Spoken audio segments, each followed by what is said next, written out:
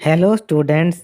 चलिए करते हैं क्लास 4 की ईवीएस की वर्कशीट नंबर 22 इंग्लिश मीडियम की। इसमें हम करेंगे chapter 16 a busy month, chapter 18 too much water too little water और चैप्टर 24 होम एंड अब्रॉड। तो चलिए शुरू करते हैं वर्कशीट को सॉल्व करना। Question number 1, dear children, in the chapter a busy month you will know about how birds make their nests as well as about their beaks and claws। बच्चों, जो chapter है हमारी बुक में अ busy month, उसमें आप पढ़ेंगे कि किस प्रकार पक्षी अपना घोंसला बनाते हैं और आप यह भी पढ़ेंगे कि उनकी चोंच और उनके पंजे किस प्रकार उनके लिए सहायक होते हैं।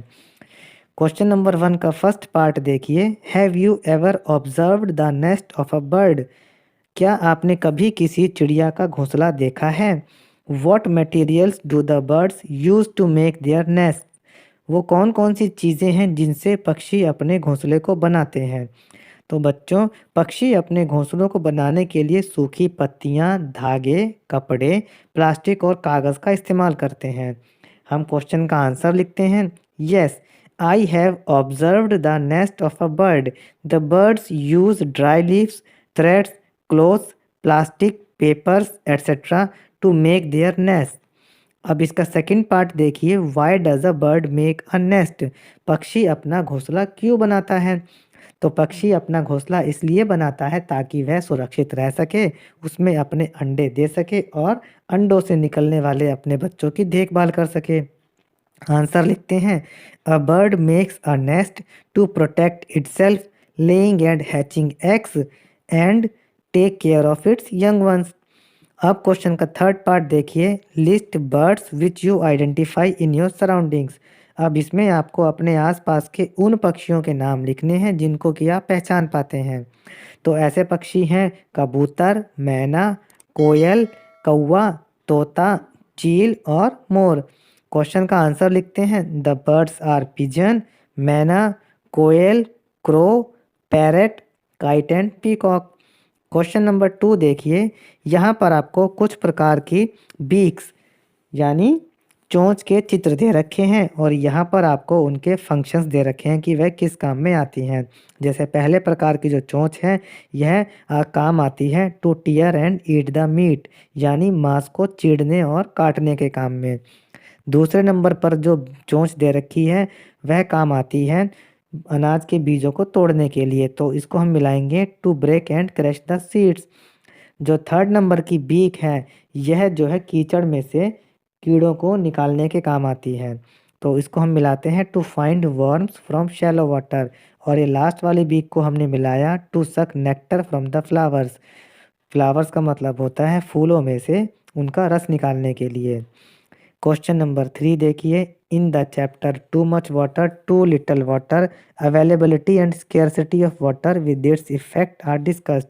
जो चैप्टर है टू मच वाटर और टू लिटिल वाटर, इसमें पानी की उपलब्धता और पानी की कमी के बारे में बताया गया है। अब इसका फर्स्ट पार्ट देखिए। Have you ever faced scarcity of water at home? क्या आपने कभी अपने घर में पानी की कमी का एहसास किया है, अनुभव किया है? Why did it happen and what was its effect? ऐसा क्यों हुआ था और इसका क्या कारण था? तो बच्चों, गर्मियों के मौसम में मैंने अपने घर में पानी की कमी का सामना किया था और वह पानी की कमी इसलिए थी क्योंकि गर्मियों में नदियों में कम पानी होता है, तो इसलिए हमारे घर में उस जल की आपूर्ति भी कम हो जाती है और जब हमारे घर में पानी कम आता है तो हमें अपने पानी के इस्तेमाल में कटौती करनी पड़ती है। उत्तर लिखते हैं हम। Yes, in summer we have faced scarcity of water at home. There is less water in rivers in summer season, so less water is supplied to households. We reduced our water use at home. अब इसका second part देखिए। Diarrhoea and vomiting are caused by drinking dirty water which makes a person weak. Diarrhoea और उल्टी जो है वह दूषित पानी पीने से होती है और डायरिया और उल्टी में व्यक्ति कमज़ोर हो जाता है। ऐसे में हम क्या करते हैं, उसको नमक और चीनी का घोल पिलाते हैं। तो आपको इस प्रश्न के उत्तर में लिखना है कि वह नमक और चीनी का घोल किस प्रकार बनाते हैं। तो नमक और चीनी का घोल बनाने के लिए हम सबसे पहले 1 गिलास पानी को गर्म करते हैं, उबालते हैं उसको, और जब वह पानी ठंडा हो जाता है तब हम उसमें 1 चम्मच चीनी और 1 चुटकी नमक मिला देते हैं और घोल देते हैं।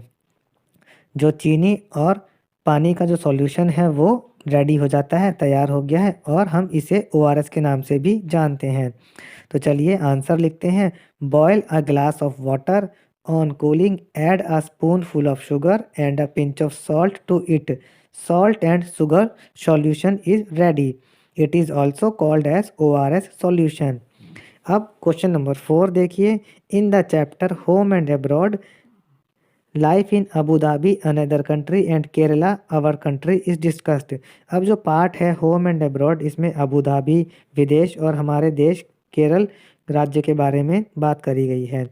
क्वेश्चन नंबर 4 का फर्स्ट पार्ट पूछता है, डू यू और your friends have any relatives who live in some other country, why they have gone there. तो इसमें पूछा गया है कि क्या आपके मित्र या आपका कोई ऐसा रिश्तेदार है जो विदेश गया हो और विदेश में रहता हो, और अगर वो वहाँ पे गया था तो क्यों गया था। तो मेरा एक फ्रेंड है दीपक, उसके चाचा विदेश में रहते हैं, वो वहाँ नौकरी करने के लिए गए थे और फिर वहीं पर बस गए। तो आंसर लिखता हूँ मैं, yes my friend Deepak's uncle lives in another country, he has gone there for doing his job. अब क्वेश्चन नंबर 2 देखिए, लुक एट दीज नोट्स। यहाँ पर कुछ नोटों के चित्र दे रखे हैं, आपको इसमें उन नोटों पर गोला बनाना है जो कि हमारे देश भारत के नहीं हैं, और फिर आपको जो बताना है कि जो नोट बच जाएंगे वह किस देश को बिलोंग करते हैं, किस देश के हैं। तो बच्चों देखिए, ये जो नोट विदेशों के हैं, दूसरे देश के नोट हैं, इन पे हमने लाल गोला बना दिया है और इनके अंदर हमने उन देशों का नाम भी लिख दिया है कि वो किस किस देश के नोट हैं। और जो ये नोट बच गए हैं, बचे हुए नोट हैं जिन पर गोला नहीं लगा है, वह हमारे देश भारत के नोट हैं। तो बच्चों यहाँ पर यह वर्कशीट समाप्त होती है, और सब्जेक्ट की वर्कशीट्स के आंसर के लिए आप हमारे चैनल पढ़ो इंडिया को सब्सक्राइब ज़रूर करें। Thank you.